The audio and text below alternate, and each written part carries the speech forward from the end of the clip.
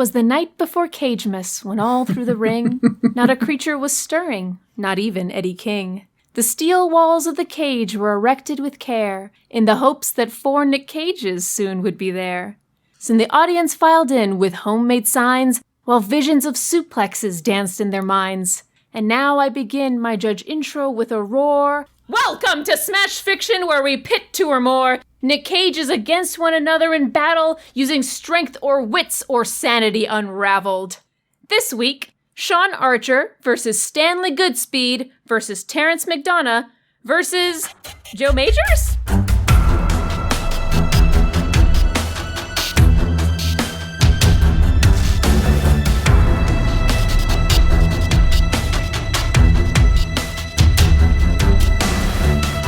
Ladies and gentlemen and distinguished non-binaries, welcome to the 4th annual Merry Cage Miss Cage match. This year, 4 cages enter, but as always, only one will leave a champion. Much like the very first Cage Miss Cage match, there was no intended theme in this battle. It is merely by coincidence that 3 of the cages here tonight work in law enforcement. And then there's Joe, the trucker. I'm sure he enforces something. Maybe the smell of truck stop restrooms and regret? I'm getting ahead of myself, folks. Let's bring out our cages. Hailing from my hometown of Los Angeles, the FBI's most dedicated agent will do whatever it takes, even taking your face, to stop you from taking home that championship belt. Returning, in a sense, to the Cage Miss Cage match ring from Face Off, it's Agent Sean Archer! And representing Sean Archer, saving face after her loss with Castor Troy, serving face, but you wouldn't know that because this is an audio medium. It's Claire! I would make puns for hours, Mulcairn! Some are born cage, some become cage, and some have cage miss thrust upon them. And making his way to the ring now in his spiffiest hazmat suit is the FBI's top chemical weapons specialist, fresh off of Alcatraz and fresh out of the Rock. He can tell you everything you ever wanted to know about sarin gas and has a PhD in kick your ass. It's Dr. Stanley Goodspeed! And representing the good doctor tonight, ready to rock and roll all night and make lists every damn day, it's Dan, extraordinary fatigue from dealing with us chuckle fucks, Mulcairn! What do you say we cut the chit-chat, a-hole? Dragging his sleep-deprived and coke-fueled ass into the ring now, fresh off of busting and blackmailing an audience member that just bought some weed. Watch out for this bad lieutenant from New Orleans, cause he'll lay you out like a rug, then steal your drugs. Give it up for Lieutenant Terrence McDonagh! Seriously, if you're carrying drugs, give them up. Representing McDonagh, dressed as the iguana from the Lieutenant's hallucinations, all fired up and ready to ship, it's Megan! There's only one bed! Bye! You think fish have dreams? What was that? Did I just hear the sound of a truck carrying a load of unresolved guilt and poor decision-making skills pull up? Why, yes! Running up to the ring from between worlds, it's the southern lover of daughters and mothers, ready to ghost bust a nut. It's Joe Majors! And who better to represent this dissonant disaster than Chaos Incarnate herself? Descending from her space throne in space, hold on to your sanity, folks. It's Liz, Old Man Logan! Apparently my decision-making is just as bad as Joe Majors. And lastly, I, Kit, I'm still a vampire, Mulcairn, am your announcer, referee, and judge for this match. In order to determine which advocate goes first, I tried to remember how many different animals appeared in each movie and ranked them from least to most, with the least going first and the best going last. I don't remember The Rock having any animals, unless you want to count Sean Connery on a bad day. So Dan, get Goodspeed ready to go. I also don't think Between Worlds had any animals, but there was that amazing line where some guy says, "A ghost has taken over Billy's body, like some kind of hermit crab?" And that shit is good enough for me. Liz, go second. Thanks to John Woo, Face Off had a ton of white doves in that church shootout scene. Because of course it did. Claire will be third. And lastly, for better or for worse, thanks to Bad Lieutenant's alligator, bearded dragon, betta fish, and recurring iguana, is Megan Bob. Oh, and that's the opening bell, and it looks like Goodspeed is ready to Michael Bay blow us away. Dan, what are your thoughts? Do you think the doctor has a shot at the belt? Stanley Goodspeed comes from a world handcrafted by Michael Bay, where no camera shot lasts longer than 7 seconds, where queer people and people of color are subhuman loudmouths that get in the way of the real protagonists, where every single object is composed of no less than 30% nitroglycerin. If you don't get a raging boner at the very thought of the United States military, you have no place in a Michael Bay movie. There are some common character archetypes in these films, but perhaps the rarest such archetype is that of the actually competent nerd. There are incompetent nerds aplenty in The Rock, to be sure, but what separates Stanley Goodspeed from them, and arguably from the rest of the Cages in this match, is his inexhaustible reserves of courage and determination. Moments after first being introduced, Stanley manages to disarm a bomb whilst covered in corrosive gas, while a room full of panicked FBI scientists scream at him and an intern flails about uselessly. He, more than anyone else here, can perform incredibly difficult tasks despite an intensely chaotic environment. But he doesn't just shine in comparison to his fellow lesser nerds, he consistently manages to get one up on even the hyper-competent real men in this film. Take, for instance, when ex-British spy John Mason decides to make a break for it. Goodspeed first follows him on foot, even managing to catch up to him. Despite taking several hits from Mason, Goodspeed doesn't give up and barely even slows down. After Mason steals a Humvee, Goodspeed follows in a stolen Ferrari. When the Ferrari is destroyed, Goodspeed steals a motorcycle. When Mason manages to slip away, Goodspeed tracks down Mason's daughter and follows her to Mason, leading finally to his capture. I get that there are characters in this match that one could argue are physically superior to my guy, but no one here is as competent as Sean Connery's John Mason, and Stanley Goodspeed manages to take him down.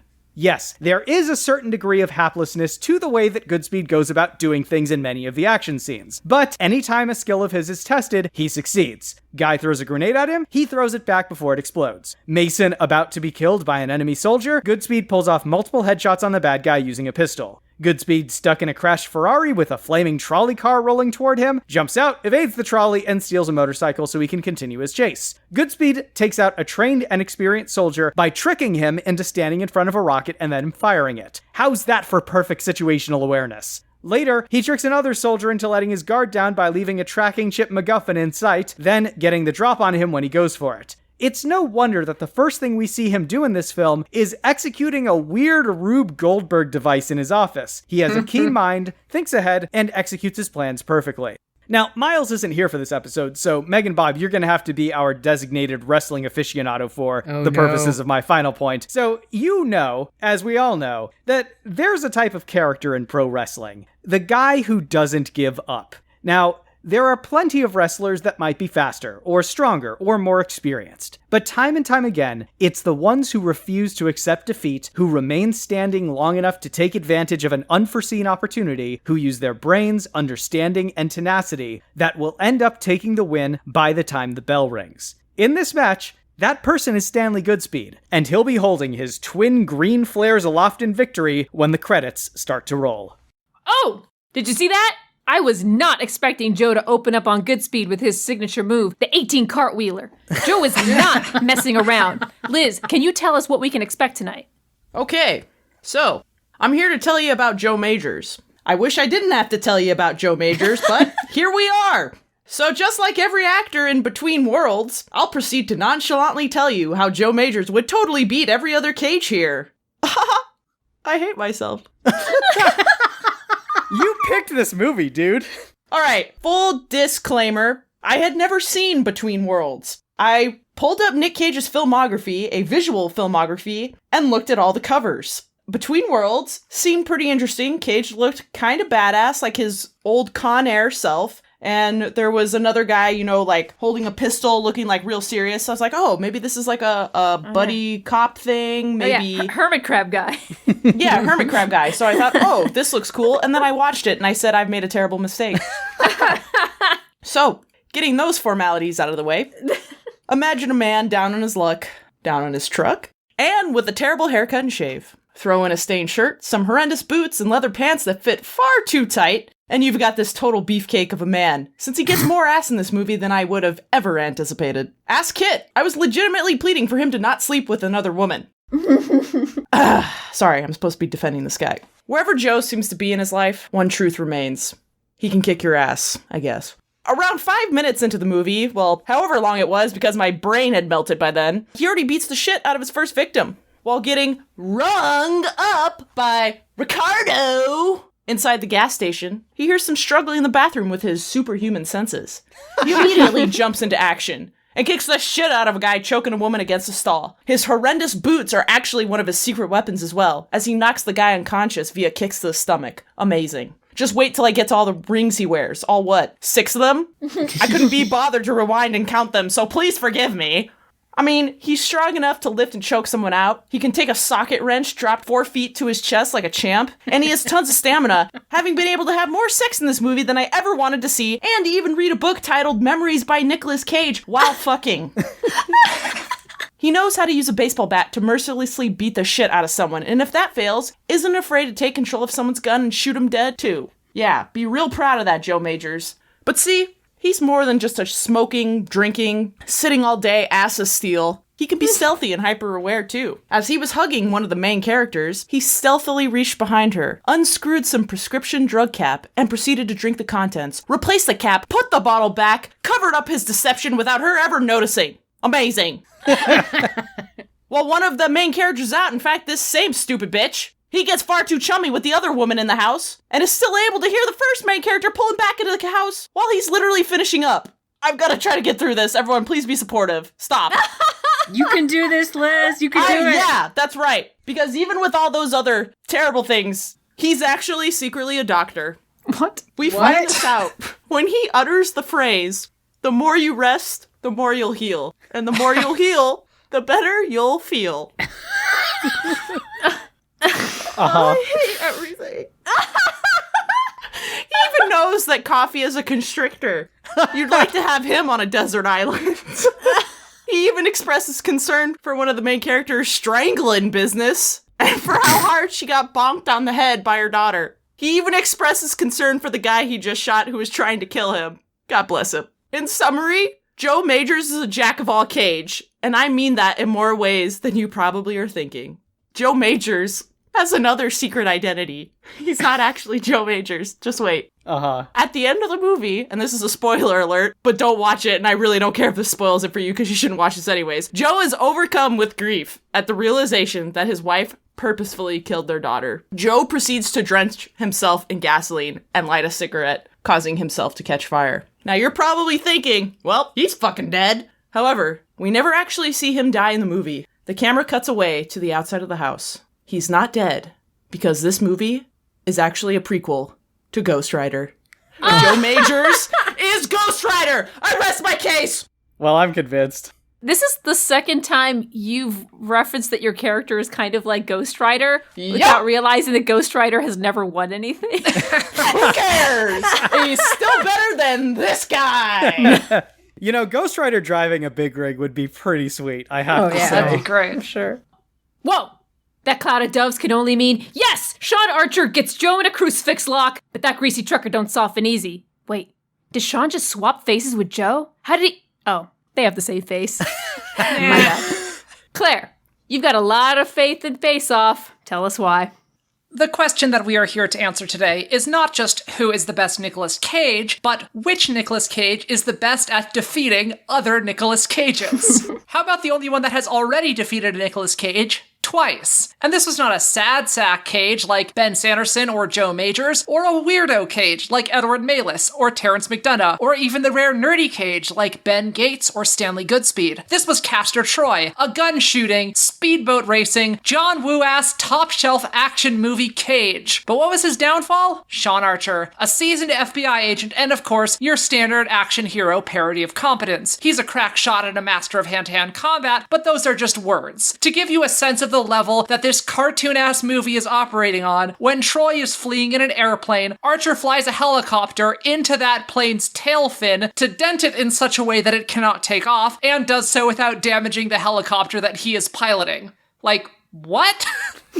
In his years as a Travolta, Archer studied the strange chaos magic of Nicolas Cage because he wanted to destroy it. But he only ever viewed the abyss from a distance, until a series of misfortunes forced this kind-hearted man to become a Nicolas Cage himself. When he first arrived at Erewhon Prison, his cageness only went skin deep. But after Troy stole everything from Archer, including his family and face, Archer descended deep into the abyss and learned how to tap into the Cage Force and started emanating that signature animalistic chaos energy from deep within his bones. When Archer gets into a brawl in the prison cafeteria, he becomes a wide-eyed whirlwind of destruction and beats the shit out of Castor Troy's oldest enemy, that guy who played Frank Sabatka on The Wire.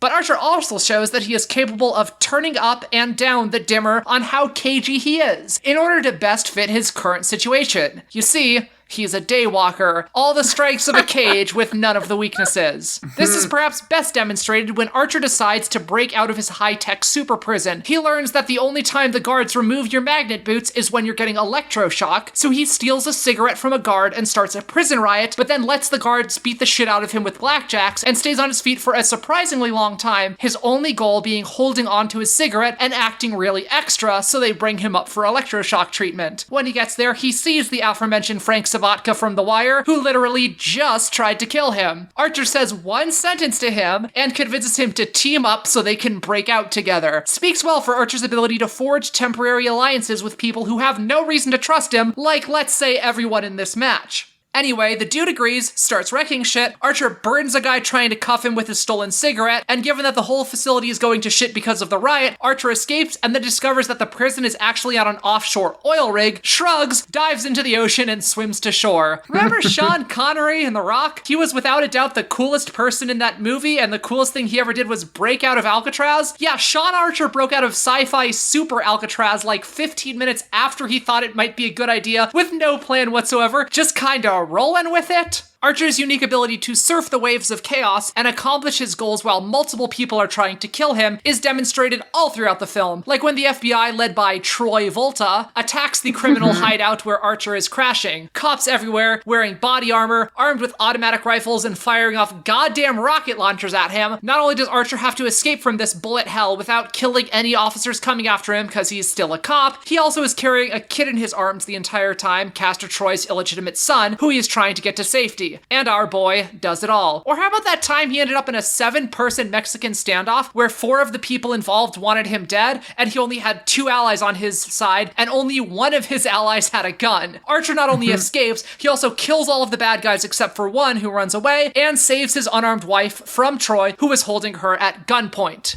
Or how about at the end of the movie, where after a church fight and a speedboat fight and a speedboat chase that involved him hanging off the side of the boat one-handed on a wet chain and a speedboat crash, Archer found himself lying on the beach, unarmed, exhausted, with a stab wound in his side, and with Troy Volta standing over him holding a lead pipe. Archer spots a harpoon gun and starts crawling for it. All the way, he lets Troy beat the shit out of him with that pipe and just keeps crawling. He gets the gun, he stabs Troy in the leg with it, and then shoots him in the chest, finally defeating his nemesis and proving that once again, no matter the odds, Archer is capable of spotting the path to victory in a chaotic battlefield and pursuing it zealously, not giving in to pain or emotion, and ending up on top. Remember how the first cage match went down? Advocate Emeritus Miles Schneiderman won whilst representing Cameron Poe, and a cornerstone of his argument was simply, who is it that tends to win wrestling matches? Not nerdy office workers like Stanley, not dark and twisted anti-heroes like Joe, and certainly not cartoonish walking embodiments of various societal ills like Terrence. As boring as it is, the people who win wrestling matches are strong, heroic, well-rounded, straight-shooting good guys. So if you're putting money on a wrestling match, always bet on the face. Oh, man. Oh, McDonagh sweeps Sean's legs, bringing him down, but he's not trying it for a submission. No, he's reaching under the ring, looking for a weapon, and it's an alligator pool floaty! Joe and Goodspeed are coming at McDonagh from both sides, but he spins with the alligator, knocking both men into the ropes. McDonagh is a cackling, swaying mess. He's more drugs now than man. Bob, what can we expect, if anything? Hey, kids. We're all having a lot of fun here. But I just want to take this opportunity to say that you shouldn't do drugs. Seriously, drugs aren't cool. Having said that, though, what if, theoretically, there was someone who was really good at doing drugs?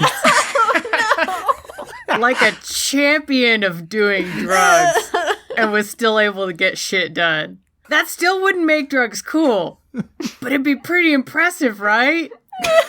May I introduce you to Terrence McDonagh, drug addict with chronic pain. Look at all the incredible stuff Terrence does while still being supremely doped up. He walks to the back of the pharmacy to get his Vicodin prescription. No fear of the pharmacist at all. When the security guard shows up, he just flashes his badge, throws down his copay, and leaves a little extra so the pharmacist can, quote, buy everyone a fucking drink. He blackmails his girlfriend's John into giving him cocaine, and this is while he's about to fall over because he mistakenly snorted some heroin.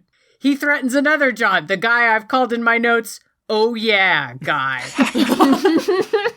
He threatens him with a gun for hitting his girlfriend. He does all of these things while high as a fucking kite being flown on top of Mount Everest while the kite flyer is wearing stilts. He's a loose cannon, but damn it, he gets results. Also, the cannon is full of drugs. Also, don't leave him alone around your drugs. He's got the ruthless drive to succeed that comes from being an addict who needs a fix and from just being a truly bad lieutenant. I guarantee you that Sean Archer and Stanley Goodspeed would never have the balls to cut off an old lady's oxygen. Evil balls, but balls. Really, do you think any of your other characters are bullying enough to take an opening when they see one and get a win? I don't think Joe would even be observant enough to notice that there's a fight going on, frankly. If he does, he's going to be the first person that Terrence takes out. Terrence will wait until the ref isn't looking and kick all of you in the balls because he gave his last fuck to save that guy from drowning at the beginning of the film and hasn't had a fuck left to give since then.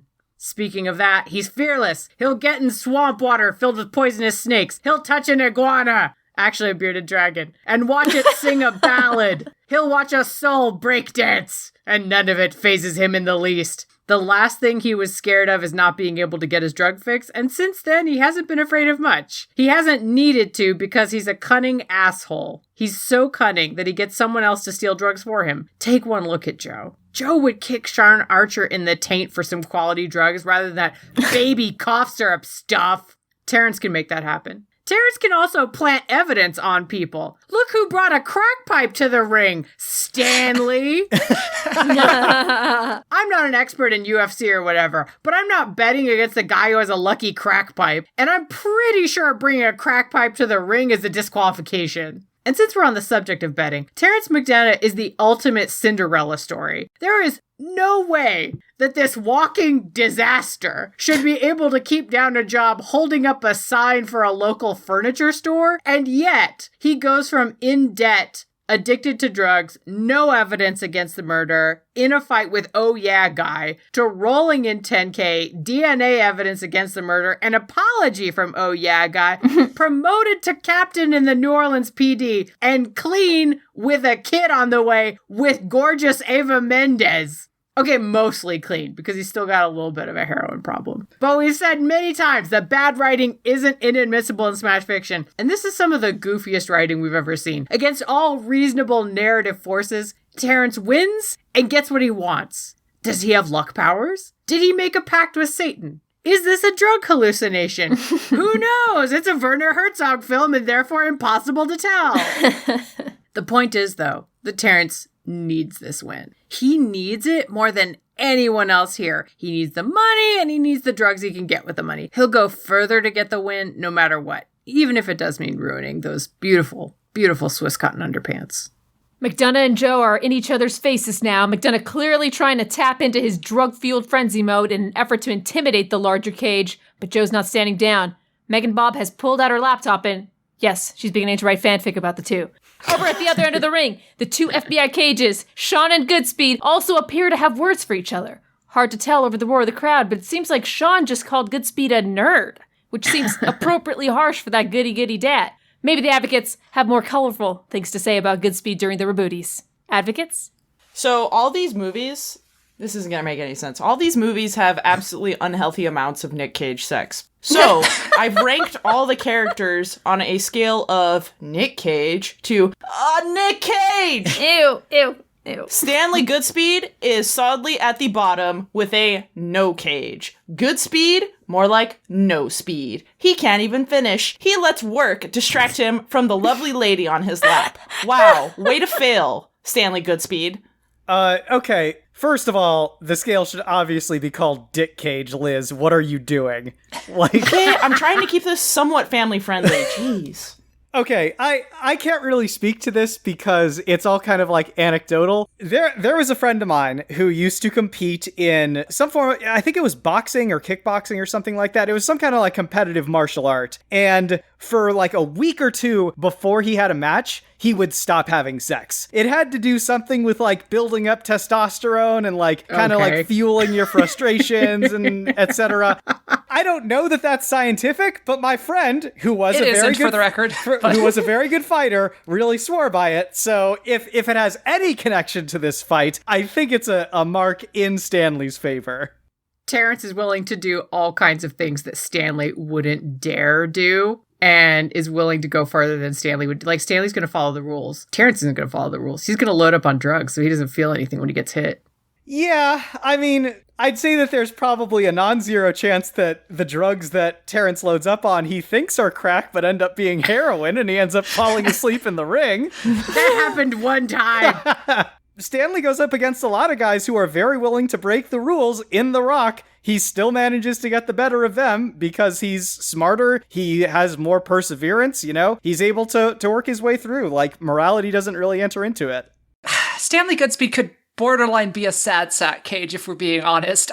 He is incredibly out of his element in action scenes, and I think you're really underselling that. The thought of going into a combat scenario literally makes him vomit at the beginning. When you're talking about that race he's in, the way you were spinning everything, he loses the race against Mason. Mason escapes. Mason beats the shit out of him, and he has to track him down later. Like, Mason is choosing not to kill him repeatedly, and then Mason, like, carries his ass all throughout all of the movie. Like, I just don't understand, like, what he ever does that's all that impressive. That is grotesquely exaggerating things. Like, he throws up because he's going into a scenario where, like, the lives of San Francisco hang in the balance. This is him going into a ring with 3 other dudes. The stakes aren't nearly as high. That was kind of what my whole opener was about. He's arguably not the most competent guy here, just like he's not the most competent guy in The Rock. But it's his tenacity, his intelligence, his ability to keep himself up long enough to seize on an opportunity. Like, that's what gets him through. And underestimating him will only ensure that these other cages are going to go down all the faster.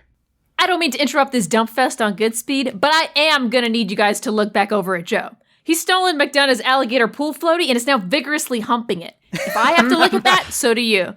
So while we're looking at this scene so terrible that will surely burn itself deeply into our minds as to be visible every time we close our eyes, let's discuss old Joe. I will cede the point from the thing you mentioned about him stealthily swigging cough syrup, that if he decides to do that during this match, no one will notice that he's fucked up on cough syrup. But, like, oh, this guy is such a failure at everything. He doesn't have enough situational awareness to realize that a creepy possessed ghost daughter is spying on him as he's having sex. So, like, he shows up with his delivery 3 days late, and they act like it's not the first time this has happened. Like, He's down on his truck. It sucks. Ah. I mean, honestly, everything Joe sets his mind to, he actually gets. He wants sex with this chick, she throws himself on top of her. He wants sex with this other chick, well, she threw herself on top of her too. Basically, the only thing he doesn't manage to get back in this movie is his truck, but he pretty much moved on from that. He adapted to the situation for more sex. He's a real inspiration. Terrence is just going to offer you drugs, and Joe's not going to turn it down. I mean, correct. Okay. Because there's enough evidence in Between Worlds that would be absolutely a thing. But doesn't mean it's a bad thing, because you're going to try and argue just because your guy is a drug-addled dude. He'll still win, so my guy will still win too. You know, I kind of feel like me taking a point on Joe is like kicking a man when he's down, which incidentally is the way in which Joe Majors prefers to fight. He's only comfortable in fighting people who have no interest in fighting back. Like, he kicks the shit out of that guy in the bathroom, and then those 2 high and completely unaware 20-somethings in their apartment. There's that one scene where he starts to try to intimidate the repo guy who's taken his truck, but as soon as the repo guy makes it clear that he's willing to resort to violence, Joe immediately backs down. He knows when to go full Cage and when to be back off Cage. And that one guy tries to shoot him, and he stops him and then shoots him back. So, haha, tag, you're it. Oh, Goodspeed has clearly taken enough of Sean's crap and has pulled out what looks like large bright green anal beads?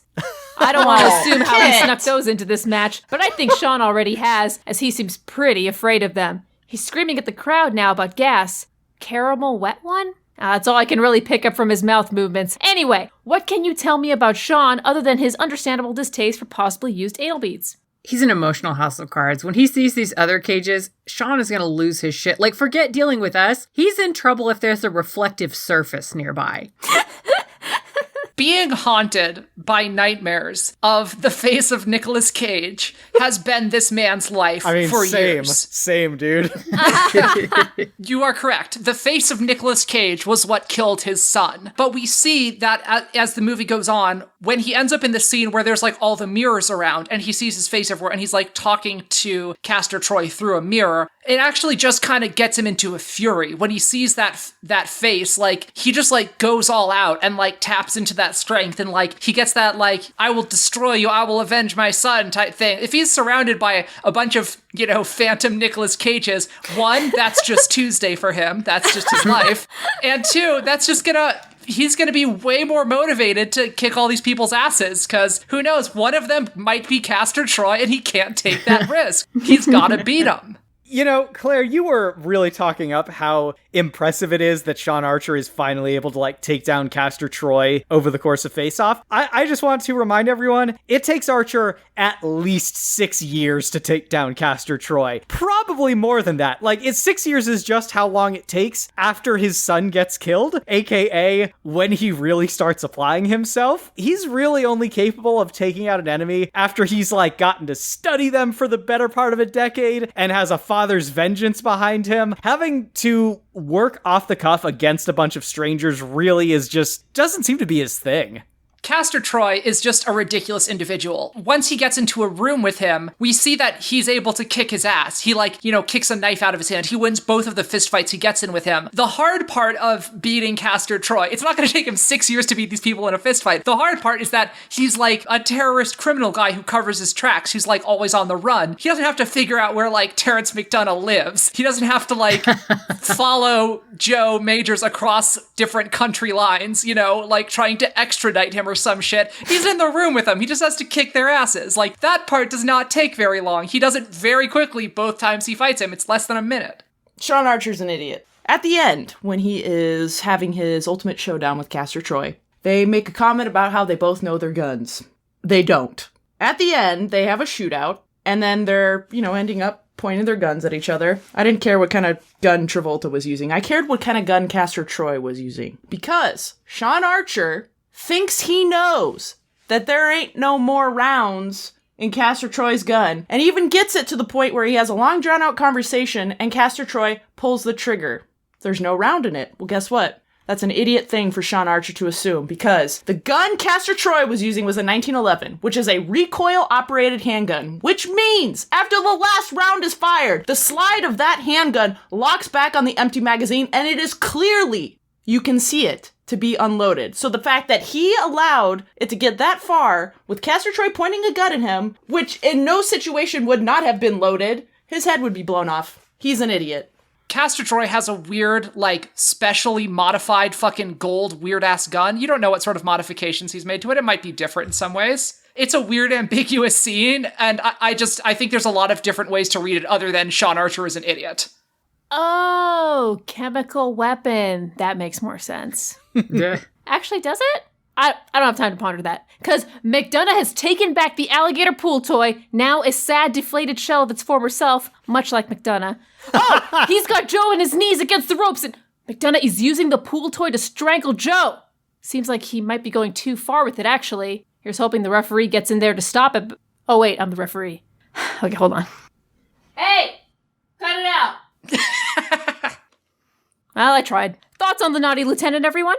Megan Bob, all throughout, you were like, why does he keep on doing this? Why do people keep doing what he says? Why does he keep ending up on his feet and failing upwards? He must be magical. He must be great at everything, even when he's on drugs. No. If you think all of these things, if it's a mystery to you why Terrence McDonagh continues to succeed despite his incompetence and drugginess and just being a terrible person, you have missed the central theme of the movie. Every time he succeeds, it's because of one of three things. He has a gun, he has a badge, and he's white. That is all of his power in this movie. All of the people that he has power over, he has a gun when they do not. He is a cop when they are not a cop, and he is white when they are not white. That is why him getting potentially like stripped of his gun and badge is so devastating to him. He says a man without a gun, that's not a man. Because all of his power is just this cultural power that he has. But when he's in a ring and he doesn't have his gun and his badge doesn't matter here, and also everyone else he's fighting is white, he is on even ground and he cannot rely upon institutional power and like patriarchy as his weapon.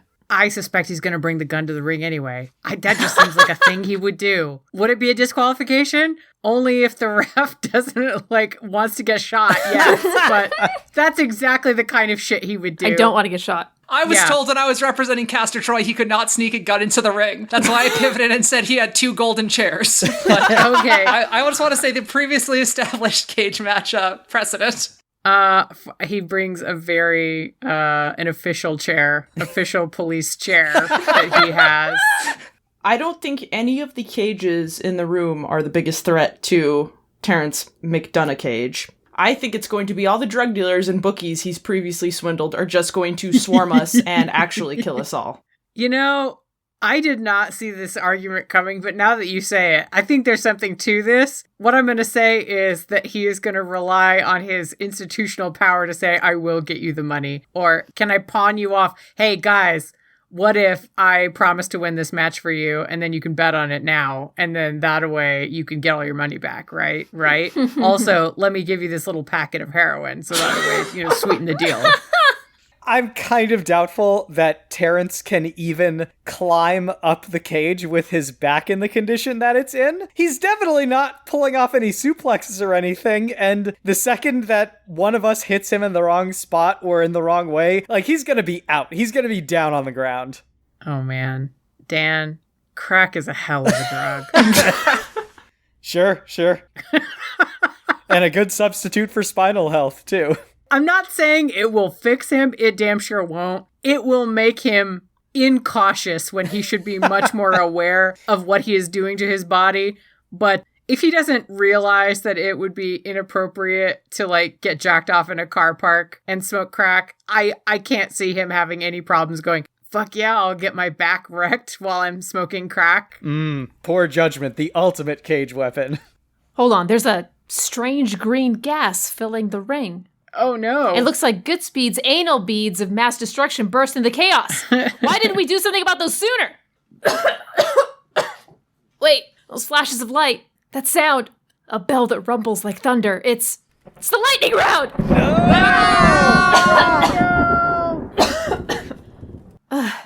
We're all still alive? My face hasn't melted off? Joe's face doesn't look any more melted than usual. There's a 5th figure standing in the green smoke. It's the man, the myth, the legend, Kyle the Lightning Johnson! What? Wow! Everything else was staged as hell, but this was unexpected, folks. Kyle Johnson and his chaos magics haven't been seen in the ring since he retired to make movies. For what has he returned to bring upon us? My producer just handed me a note.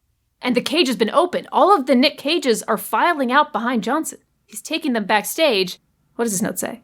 He's taking them to remake their movies. Your task, advocates, is this. You must each pick a Nick Cage film from a past cage match and insert your current cage into that movie in place of its original cage. Your goal should be to try to improve the film overall, but some bad Nick Cage movies are the best, aren't they? You're going to choose which films you're altering now, in reverse order, which is also the order in which you'll be presenting your Nick Cage remake. Bob, you'll go first. I'm going to say G-Force. Oh, fuck yes. Oh my god, no! All right, fantastic. Claire? It's gotta be adaptation. Okay, Liz. Ghost Rider seemed like the natural choice, but it's actually going to be Gone in 60 Seconds. Of course. And Dan? I'm going to take Ghost Rider. All right. I am disappointed none of y'all tried to pander to me. All right, Bob. Tell us about the G-Force remake, in which the role of Speckles the Mole is replaced by Terrence McDonagh. Okay, it is just Terrence McDonagh in a guinea pig cage, but what they have done is they put a guinea pig sort of face paint scheme type thing on him. And he is absurdly huge compared to the cage. So he sort of barely fits into it. But he's still doing all the regular Speckles stuff. And he still has an addiction, but it's to lettuce. Can't get enough of the crunchy leaf water. So there's the part in G-Force whenever they all end up at the pet store and they're like trying to get out of the pet store. And Speckles' plan is to play dead. But it's Terrence McDonagh in a giant cage pretending to be dead. And then the pet store employee drags his massive corpse to throw into the dump truck. And then we see it drive off, and it's just his little face peeking out of the back. And then, unlike the other film where we sort of meet up with Speckles later on, in this one we follow Speckles, Terrence McDonagh, as he goes to Saberling Industries and tries to put in the control chip to everything. And he does it by wielding a gun and yelling at people and trying to blackmail them and saying that he knows all kinds of things about them and then sometimes planting drugs on them. So he puts the chips in there. And then we get to the end of the film whenever he's supposed to be able to build a mech suit out of coffee makers or whatever. But it turns out that he's really good at drugs and not good at building mech suits. So it's just him with like a pile of coffee machines going like, what is wrong with my plan? And then his bookie shows up and is like, you told me to bet on the destruction of the human race. What the fuck, Terrence? What the fuck? I owe people money. What is this shit? And he's there like leaning against the coffee makers with his gun dangling from his hand, just going like, oh, Jesus Christ. Look, I'll get you your money, okay? I'll get you your money. And then Darwin, and all throughout this, he's like anxiously chewing a bunch of lettuce. Like there is a romaine head in his hand being fucking destroyed. And Darwin puts a tiny hand, one of those little tiny guinea pig hands that look a little bit like human hands, but with claws, on his knee. And it's like, you don't have to do this. You can have a family. You can have a real life. You don't have to be hooked on lettuce all the time. And so he decides to trust that humanity can be better than he is, frankly.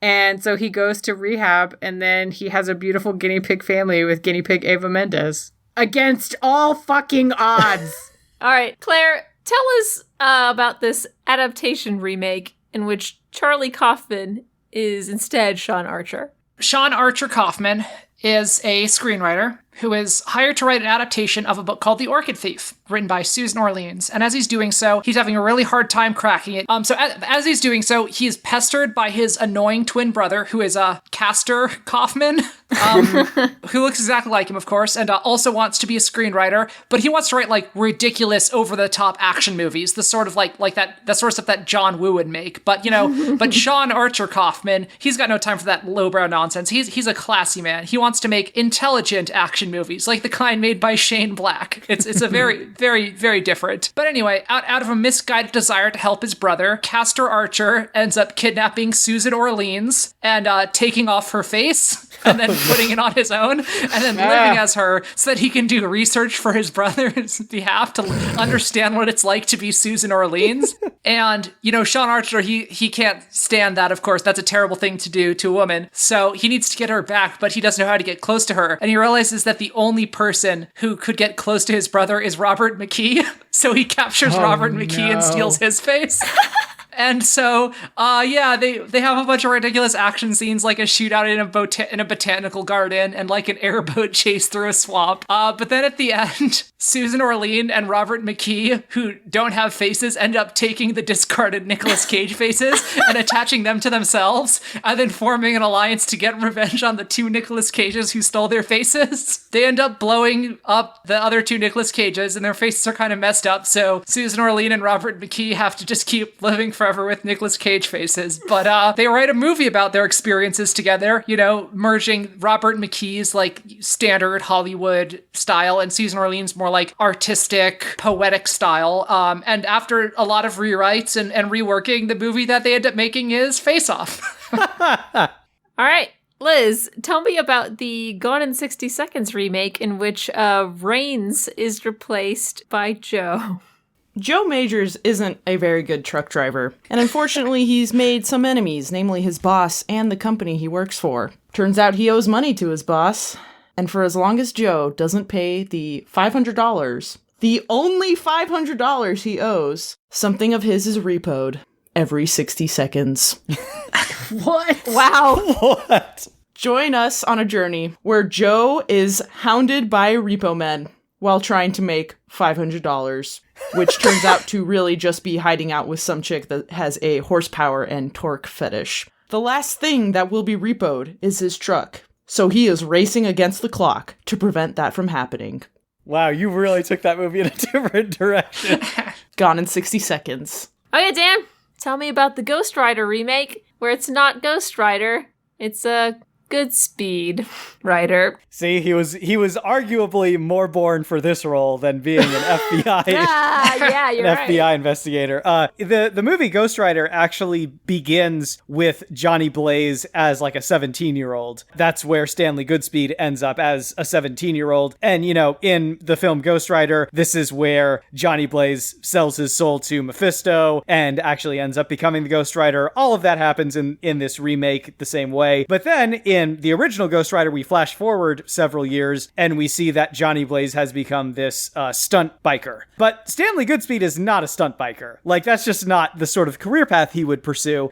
Instead, he just pursues the job that he had in The Rock. You know, he goes into the FBI and becomes like a chemical weapons expert. We actually start seeing that the plot from The Rock begins playing out. You know, there's this whole thing with an escaped British prisoner, John Mason, and Stanley Goodspeed gives chase through the streets of San Francisco. But as soon as he gets behind the wheel of a Ferrari, the Ferrari lights on fire and begins just carving a flaming path through San Francisco. And even later, when it looks like the Ferrari's about to get crushed by this like tumbling trolley car, Stanley Goodspeed just jumps out of the Ferrari, lands on top of the trolley car, which catches more on fire, and then he rides that to catch John Mason. So, you know, then they learn about this whole terrorist threat where there's these ex-army guys that have taken over Alcatraz and are threatening the city of San Francisco. And there's this whole SEAL team that's going in, and Stanley Goodspeed is with them, and they're going to take this like weird kind of submarine thing to get in. But you guessed it, as soon as Stanley gets in the submarine, it lights on fire, and it actually kind of turns into a missile and just blows up Alcatraz. So that's over pretty quick. Like, the terrorists are taken out very, very quickly. So all the hostages died?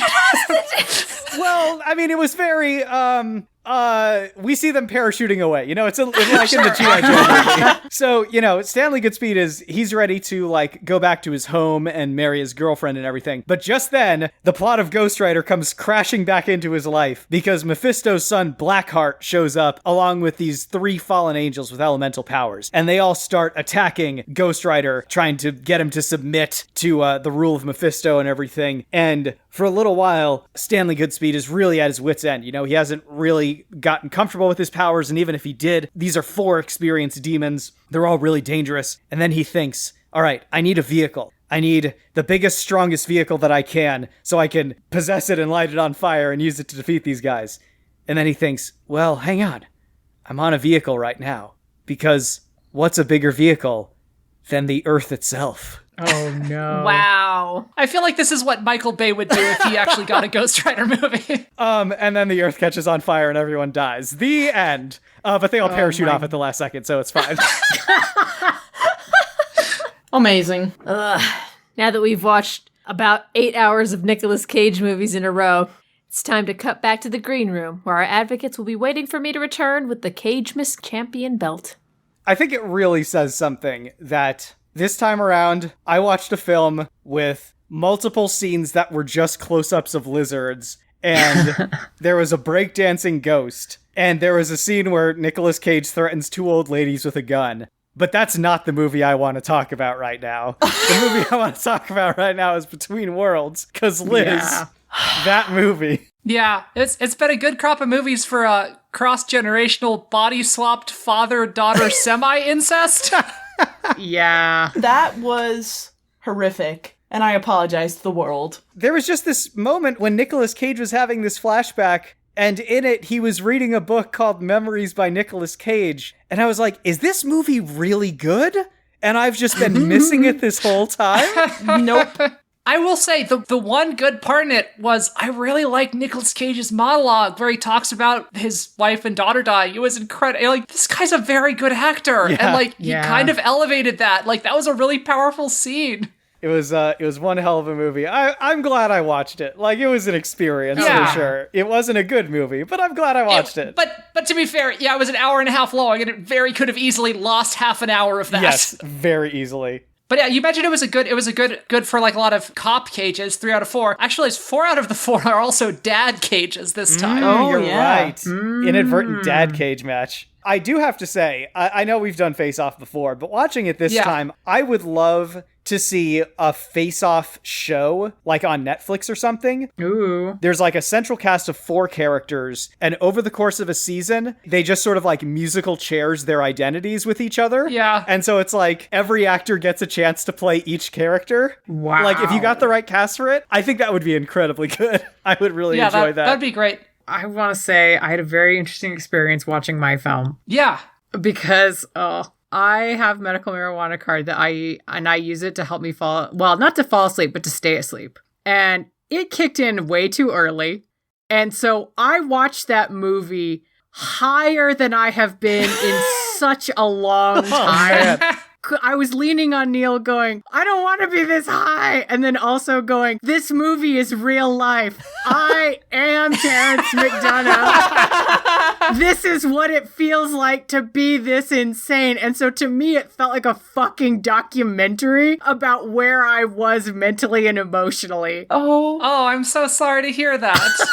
I was willing to like just let it happen to me at that point and just go, okay, don't freak out. Just like be in it, I guess. And I was like, this is a real rough place, guys. This movie is not kind. So did you enjoy the movie, or were you like not even close to being able to answer that question? I knew it was good. I knew what I was watching was an artistic achievement, but it was like I was too close to it. Right. If that makes sense. Like I was in it, so I was going, oh, this is a masterpiece because it's true. But then also later on went back and rewatched parts of it not high and was going, oh wow, this is actually very excellent. But perhaps not the classic I thought it was in the moment. You know how you can do like drinking games with certain movies where it's like every time they say this thing or do this thing, you have to take a shot or whatever. Yeah. There's a version of Bad Lieutenant where you just do the same drugs that Terrence does when he does them. Oh, please don't. I was just gonna Please say do no, not. don't go there. Yeah, Here I mean, we I guess are. that's a good way of dying. I had no idea what the movie was about. And when I started watching, I mean, I was like, oh, this is going to be like Mr. Toad's Wild Ride, but Nick Cage is like a funny cop. Wasn't that? No, it was Joke's not. on me. Okay, maybe it's a dark remake of Mr. Toad's Wild Ride. I mean, Lieutenant Toad's Wild Ride, I guess. We haven't talked about The Rock, and it was my first time watching it. It was my first time watching it as well. Yeah. I had seen Face Off and Bad Lieutenant previously, but I had not seen The Rock, and man, it was so Michael Bay. Yeah. You can just hear the sound of Michael Bay's boner, like, behind the camera whenever there's like, you know, people saluting and like airplanes taking off and flags waving and stuff and explosions. It's just like, dude, fucking calm down. It was... If I have to sum that movie up in a word, it's, you don't get it, do you, cupcake? Ladies and gentlemen and dignified genderqueer, I stand before you with David Weatherman Spritz, last year's Cage Miss champion, ready to crown his successor. Please return to the ring to wear your new belt with pride, Agent Sean Archer! Oh, man. Hell yeah. Yep. Congrats on your first Cage Miss win, Claire. I know. Yeah. And again, Judge, you've made the absolute correct choice. Yep, yes you have. Yeah. Merry Cage Miss, everyone. Yeah. Tom, Bo, the Cage thanks. Over to Twitter. Thank you to 3 Owls and a Turkey. Wait, what? Vander Turner, Earth Mofo, Jeff Rick Present, Sean Boyd, Florian, Icon Jade, Cool Down Now, Cosplay Devotee, and Jake the Sad Jake. Oh. Sorry, Jake. Over to Tumbles, thank you to Ultra Anonymous Angel, Sid Rabbit Blog, and the Boom Boom Anime Babes. And on Facebook, thank you to Adam Mayo, Tom Groh, and Jeff Polier. And thanks also to Kyle Johnson, our featured patron this week. You all know Kyle Johnson, of course. Apparently some sort of pro wrestling wizard who's also a movie star. Turned movie star, Kyle the Lightning Johnson. Oh, We all know okay. about him. Oh, Right. Got it. Oh, yes. Okay, so he doesn't do the eyebrow. Does he just, like, curl his upper lip, maybe? In kind of a weird way? Yes, I don't know. and then lightning comes down like Pikachu's thunder in Smash Brothers. Oh, and man. everyone Oh, dies. heck yeah. Just boosh. Yeah, he's really pushing that envelope over in pro wrestling. But yeah. was able to get his shot at the belt by becoming a patron of ours over at patreon.com/smashfictionpodcast.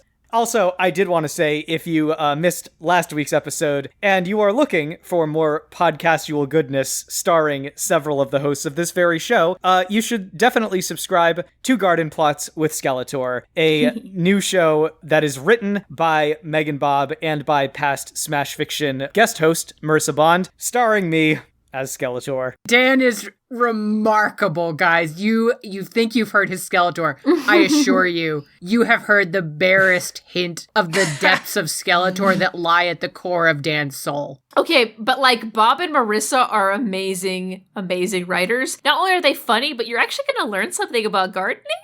I was like, oh, this is good for yucks, and also I learned I need to mist plants. Sorry, plants.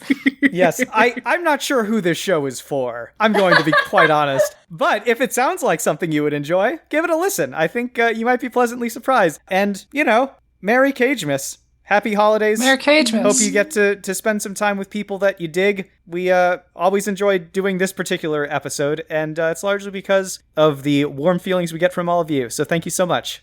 Thank you for joining. I know it's hard to accept. Next time on Smash Fiction, it's our final shipwrecked. But this might not be our last Nicolas Cage fight. Happy Cagemas to all, and to all a good night.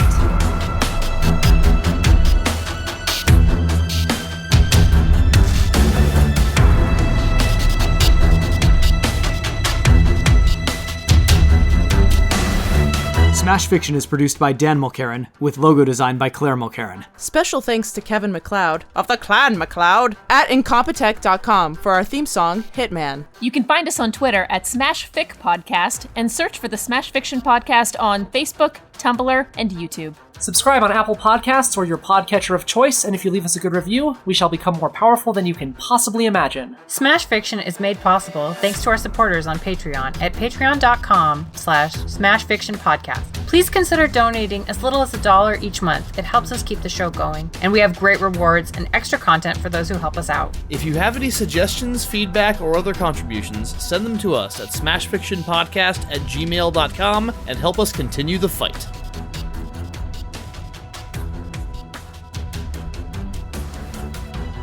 Miles just said fuck you to me. Okay, well, we're off to a good start then. Did you deserve it? Yeah. Are you trash talking football again? I'll take that as a yes. So, put this in the recording. Miles, the Chicago Bears suck.